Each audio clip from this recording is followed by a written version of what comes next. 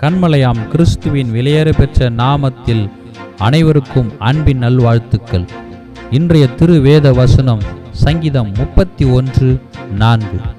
எனக்கு மறைவாய் வைத்த வலைக்கு என்னை நீங்களாக்கிவிடும் தேவரீரே எனக்கு அரண்.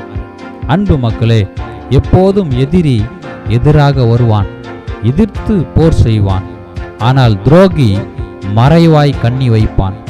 மறைவாய் வலையை விரித்து வைத்து எப்போது இந்த சுருக்கில், பொறியில், வலையில், கண்ணியில் அகப்படுவான் என்று கூடவே இருந்து முதுகிலே குத்துகிறவன் தான் துரோகி.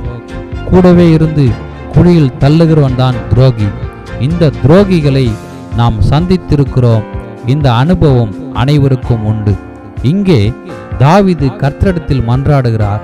எனக்கு மறைவாய் வைத்த வலைக்கு நீங்களாக்கும் நீரே எனக்கு அரண். ஆம், எதிரியை எளிதில் அடையாளம் கண்டு கொள்ளலாம். ஆனால் துரோகியை நாம் அவ்வளவு எளிதாக அடையாளம் கண்டு கொள்ள முடியாது. ஏனென்றால் கூடவே இருந்து நல்லவர்கள் போல நடித்து ஏமாற்றி கடைசியில் பள்ளத்தில் தள்ளுவார்கள். ஆதலால் இக்காலை வேளையிலே கர்த்தரிடத்தில் மன்றாடி கேட்போம். துரோகி மறைவாய் வைத்த வலைக்கு, கண்ணிக்கு எங்களை நீங்களாக்கி ரட்சியும், விடுவியும். தேவரீர் எனக்கு அரணாக இரும், பக்கபலமாக இரும். எங்களை சுற்றிலும் அக்கினி மதிலுமாய் இருந்து எத்தீங்கும் எங்களை அணுகாமல் அரணாக, கோட்டையாக, கண்மலையாக நீர் இரும்.